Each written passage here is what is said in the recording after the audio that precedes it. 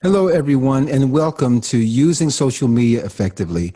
I am your facilitator, Brian N. Brooks, aka DJ High Praise. Thank you so much for joining this session. Let me introduce myself. I'm the CEO of DJ High Praise LLC, which is a company I founded to house my radio station, my DJ services, along with my podcasts and my producing activities. I really enjoy doing what I do. I'm also the senior program director for DJ High Praise Radio, which is an internet radio station that I founded and I run as the senior program director. I play music, I play ministry programs. It's really exciting. And you can find me anywhere on the internet. It's an internet radio station, if I didn't tell you that before.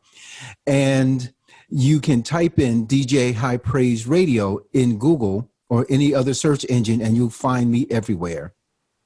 In addition to the radio station, I also host and co-host podcast/radio shows. The first show that I started out with is Joycast with DJ High Praise. I started out on BabbyMasonRadio.com.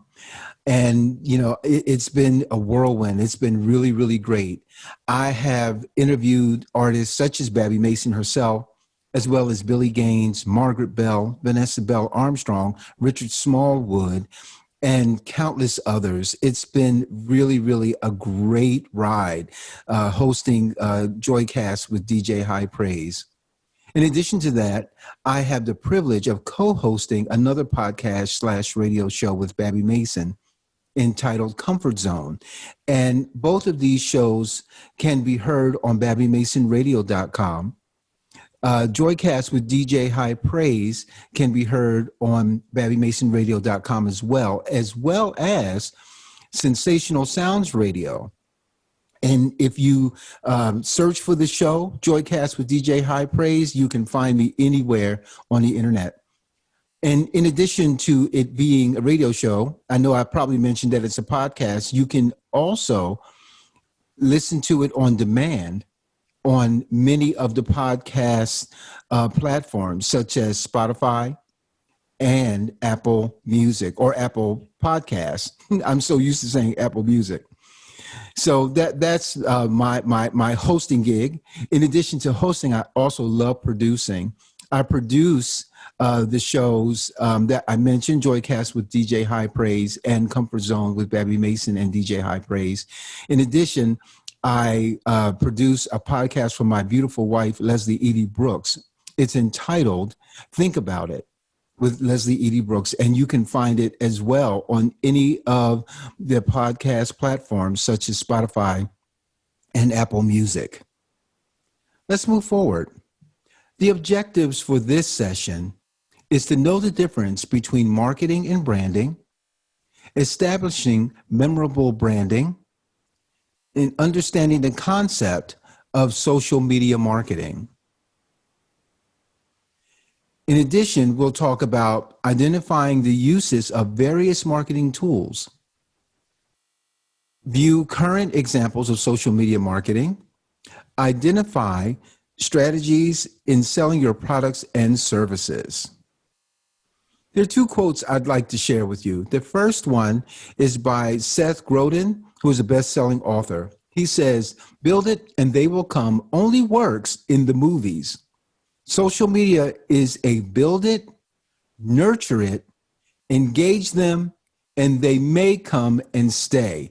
That's a very strong statement. With all of the different activities that are occurring online, such as podcasts by well-known people, and also TV stations, movies, TV shows are now being streamed more now than ever before. So it's really a game of capturing your audience and keeping their attention.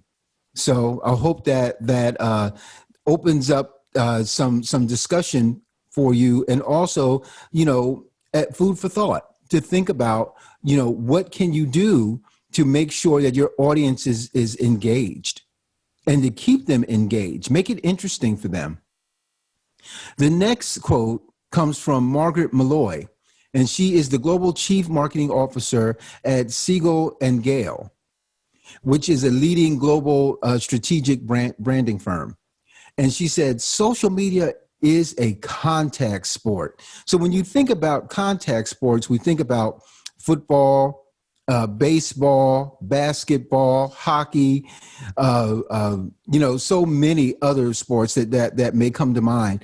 And you know that you have to get into the game, and the players have to get in there and make it work in order to reach their goals. The same thing is very true for social media. Let's talk about branding versus marketing. Now, the first bullet reads, branding is who you are, while marketing is how you build that awareness. I'm going to say that again. Branding is who you are, while marketing is how you build that awareness.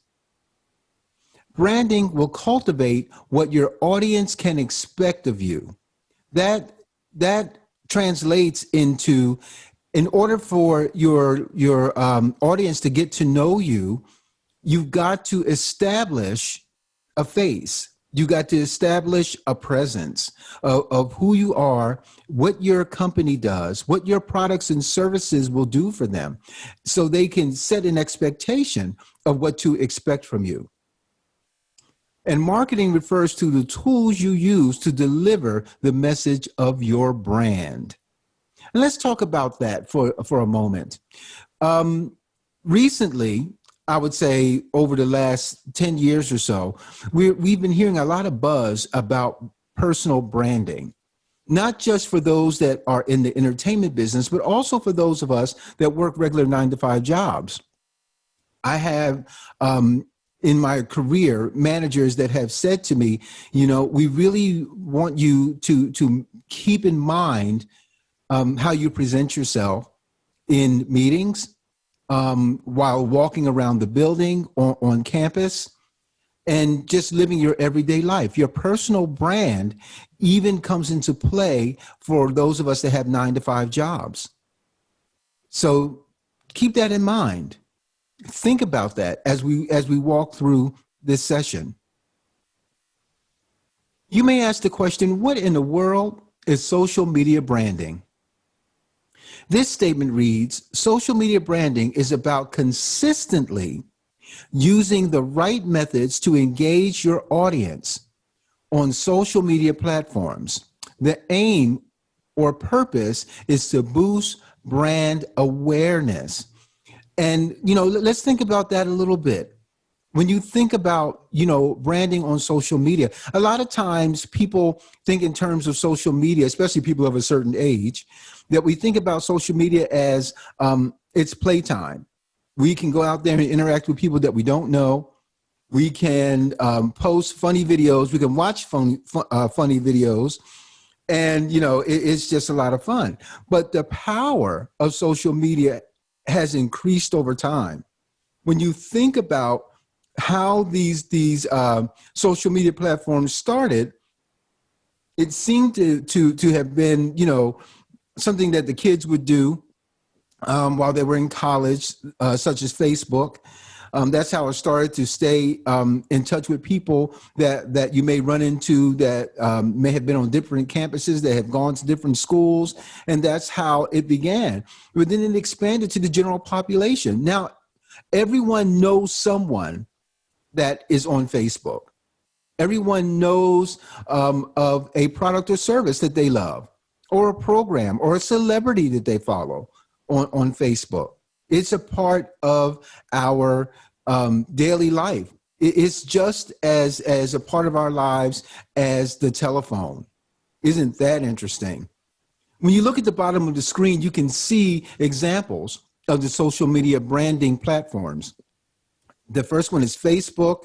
The next one is Twitter. The next one is LinkedIn. Then we have Instagram. Then we have Google, and YouTube, Google Plus. So there are so many others, but we're only going to focus on the top platforms. let's start talking about your branding. One of the things that I think that it seems to be losing a little steam in our society are websites. The mentality, people think that, well, social media is most important and websites are not as important as they used to be. I beg to differ, and I'll tell you why. With a website is a place where you can express yourself freely without any limits. As we walk through this session, we will explore some of the other platforms such as Facebook and Twitter and Instagram. I'm going to make a general statement right now that these platforms, those social media platforms, the content that you share on those sites have limitations, and ownership belongs to that platform. So anything that you post on Facebook belongs to Facebook. Let me say that again. Anything that you decide to post on Facebook belongs to Facebook.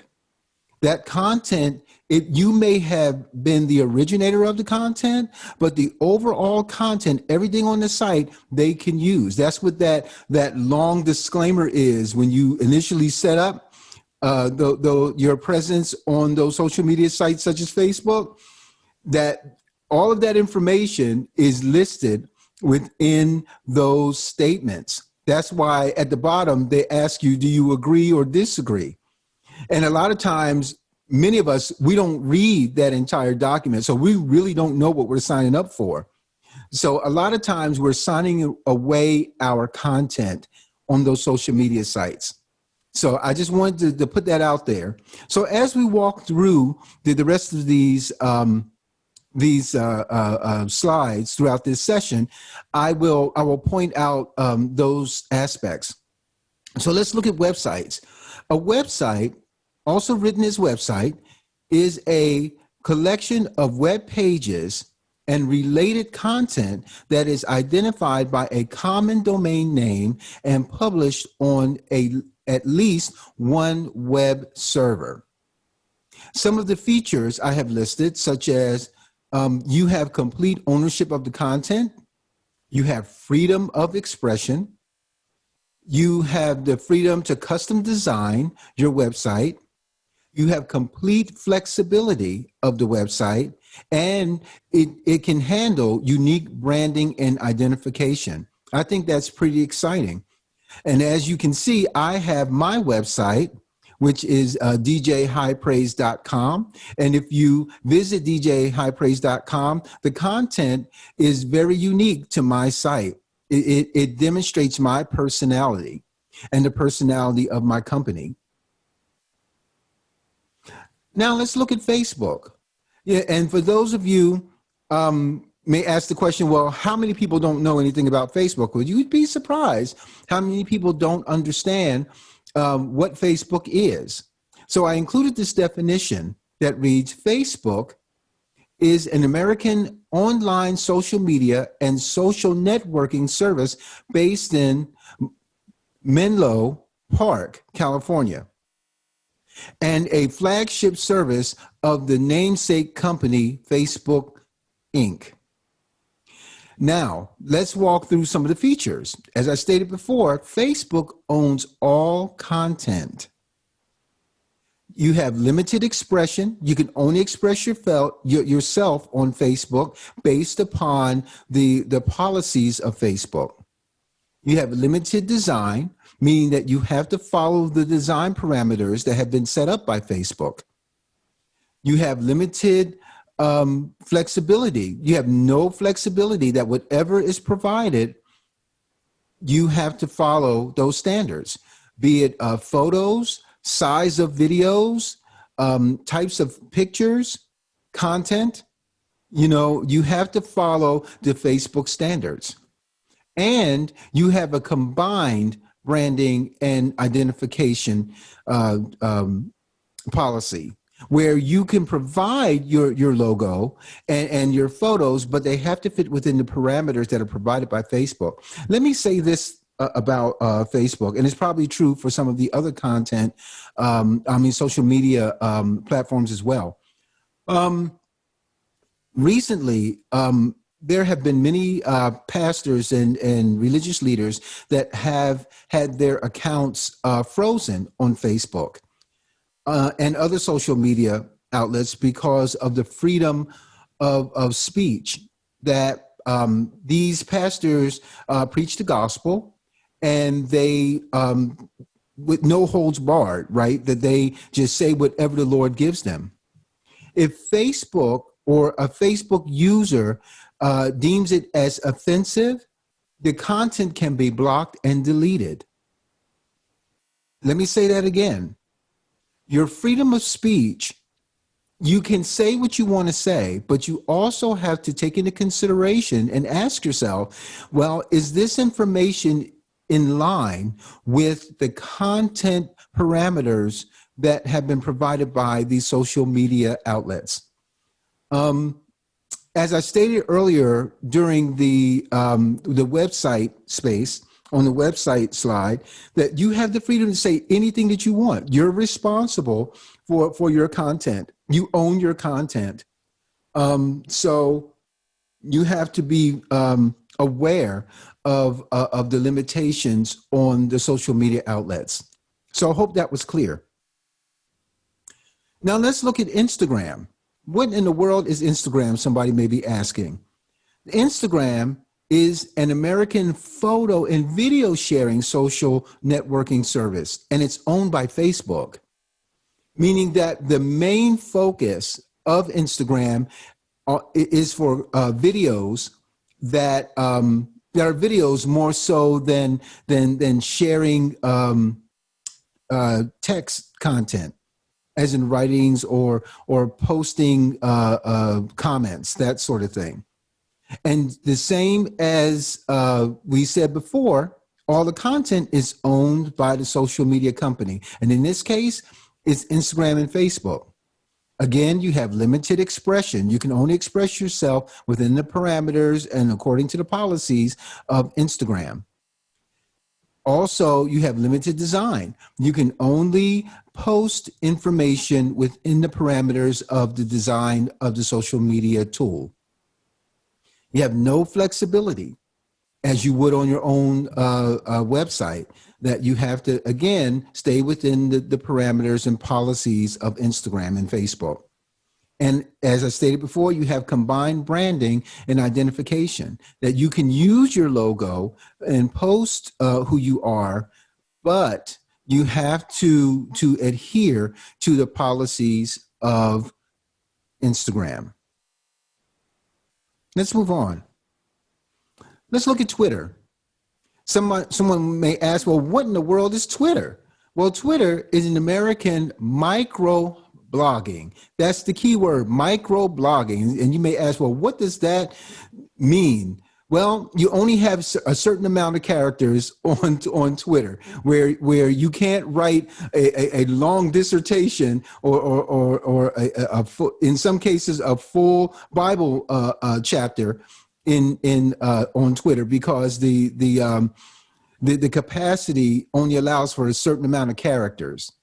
So, but it's a microblogging and social networking service on which users post and interact with messages known as tweets. A lot of us are familiar with that because of who our president is. Our president, the current president of the United States, loves Twitter. And Twitter also registers users. Well, registered users can post, like, and retweet the messages, but it's not registered only for them to be read by them. So, I'm sorry. What I meant to say is that people that are not registered with Twitter cannot read the messages. And let's talk about the features. Just as I said before, Twitter owns all the content. Let me tell you this story. We have, my wife has a cousin that she was teaching her son how to drive when he was a teenager, and they videoed the experience, and they posted it. My wife and I went to a local movie theater, and you know how before the movie comes on, during the even before the trailers come on for other films, they have a session where they show commercials. Well, there was one company, I believe it was Google, where they had a commercial and they had funny videos, and lo and behold, several seconds of my wife's cousin's video with her son appeared on screen. We were shocked. And so after the movie, we called her and we said, "Oh my gosh, we saw you in the movies. We saw the video of you and your son during the driving lesson." And she was shocked, but she had no control over whether that video was going to be included within an advertisement, because the content is not owned by her. The content is owned by the social media platform, and they can use it for any purposes that they want. So I hope that's clear. Well, as I stated earlier, let's continue. You have limited expression. You have to express yourself based within the confines of the policies and parameters of the social media tool. You have limited design, as we stated before. You have no flexibility. You have to stay within those policies and parameters. You also have combined branding and identification on Twitter. Let's move on. Let's talk about YouTube. YouTube is a very interesting tool. I personally love YouTube. Let's read the definition first. YouTube is an American online video sharing platform headquartered in San Bruno, California. It's interesting with YouTube because, like me, if you're like me, I am a collector of music and music videos. I love music videos, and I've been collecting them for decades. And so, you know, I have a channel entitled DJ High Praise Radio on YouTube that feature videos by some of my favorite artists, gospel artists, as well as pop and R&B and jazz artists. And the content is owned by the copyright owners. They allow you to post the videos, but you can't monetize the videos unless you own the copyrights. And those that own the copyrights can lay claim to the videos that are posted, and they will get paid by the number of hits from my YouTube channel. Isn't that interesting? So that is a very interesting thing. So in addition to that content being owned by the copyright owners, one of the things I failed to put into this presentation is that if I have original videos, I can monetize those videos on my YouTube channel. So that's interesting. So I hope you find that fascinating. But in addition to what I stated before, as far as the content is concerned, YouTube is very similar to the other social media platforms that we talked about. You have limited expression. If they find a video or you post something that's offensive or they perceive to be offensive, they can shut it down. Even if you try to monetize it, even if you have a ministry and you talk about something that they may disagree with, they can shut it down. You have limited design, meaning that you have to work within the parameters provided by YouTube. You have no flexibility. Their parameters and policies are king. And also you have combined branding identification within your videos and within some of your page options. You can use your logo and your photos and that sort of thing. But overall, you have to stay within the parameters and policies of YouTube. Let's talk a little bit about personal versus public profiles. A lot of times, I'm noticing recently with a lot of independent artists, they seem to marry the two. They seem to have one profile, and they include their personal information along with a lot of their public work, which I think you should be really, really careful about, that you really should consider having two separate profiles, one for your personal life and another for your public persona for your products and services. So if you think about personal, I have three items that I think are key. The first one is your personal profile is for your friends and family, people you know. Let me say that again. Your personal profile is for your friends and family, people you know. Your personal photos and videos. If your children are learning to ride a bicycle for the first time and you want to post it, you want the world to see, you can post it there. If you're, if you want to send a message to your grandparents, you may not be able to see them in person, you can post it there. There's nothing wrong with that, as long as you understand that once that information is out there, it's out there for the world to see. So make sure those friends are people that you know and trust. In addition to that, your personal comments and posts. There are things that people are posting, especially as charged as our government and our political views are these days. People want to engage in those conversations online. You can do that if you have a personal profile and you know and trust the people that are on your personal profile. Now let's talk about the public. Your public profile.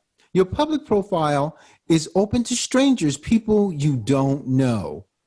I'm going to say that again.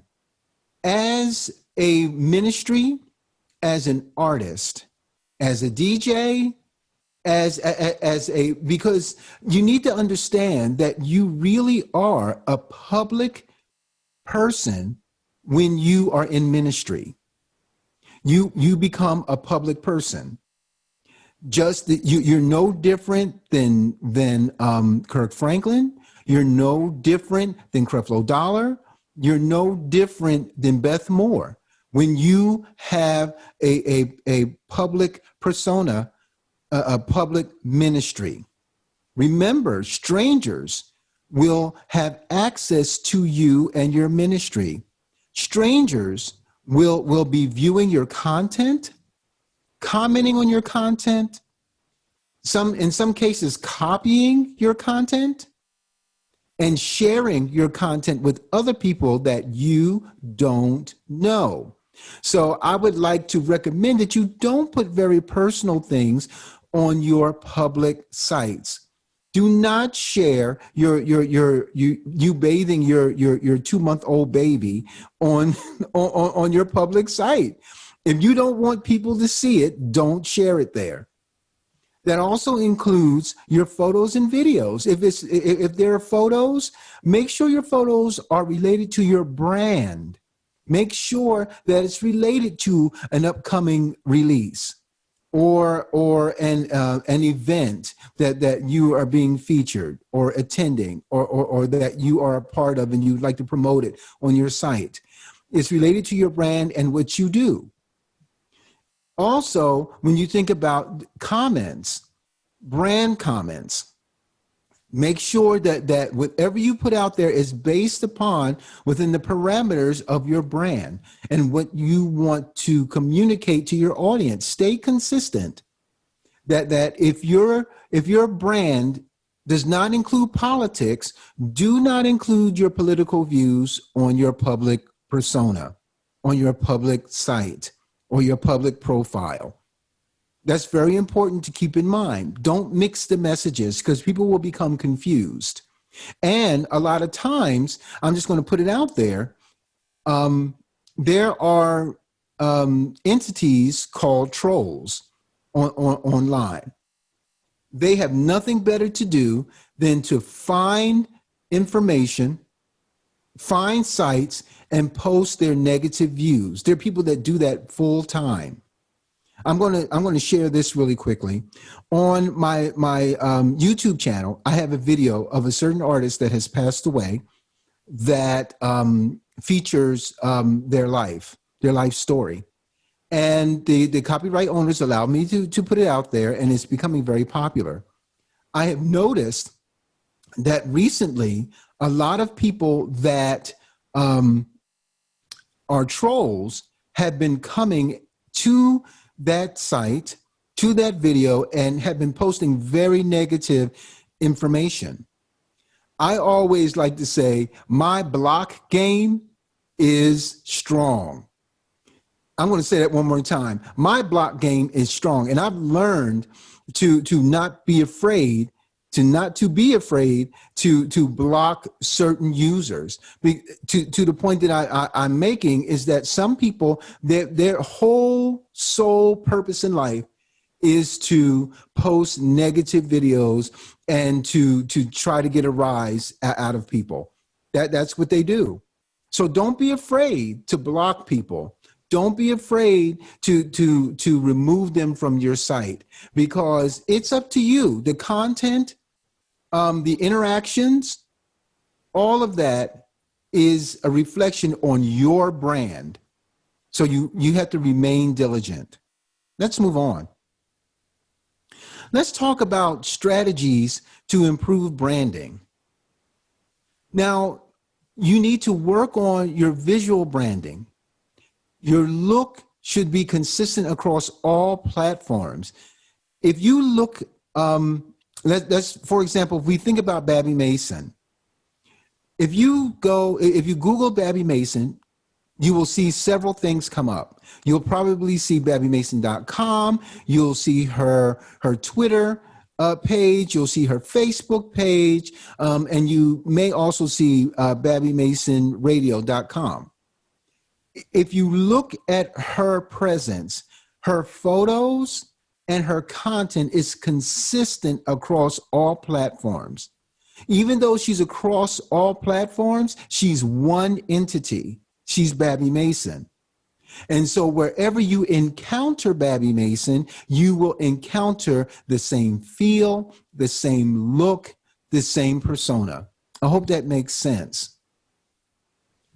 Well, I really appreciate you spending the time with me today. I really, really thank God for the opportunity to reach out to you. And I hope that something that I said or something that I shared is going to be helpful. That's my prayer, because we're here. We're a community of people that love doing what we do. We thank God for the opportunity to be a part of what he's doing in the earth. So don't forget us. Go online, look for me. As you can see, my website is out there, www.djhighpraise.com. Comfort Zone with Babbie Mason and DJ High Praise is one of my podcasts, and you can find us on Spotify or Apple Podcasts. Also, DJ High Praise Radio. If you go to djhighpraise.com, you can find me there and everything, my blogs and my some of my interesting content you'll find there. Also, Joycast with DJ High Praise. I hope you stop by and enjoy some of the interviews that I've had with several artists such as Richard Smallwood and Vanessa Bell Armstrong and Sam Franklin, and some people that love gospel music like Dr. Tony McNeil or Dr. Brandon Waddles, and even my beautiful wife, Leslie Edie Brooks. We talk about Black Lives Matter. I hope you enjoy it. And don't forget to check out my beautiful wife. Speaking of her, she has a beautiful site called LeslieEdieBrooks.com. But in addition to that, she has a podcast, and it's entitled Think About It, where she shares the word of God with you, and she encourages you to think about it. Well, God bless you. I hope to see you soon.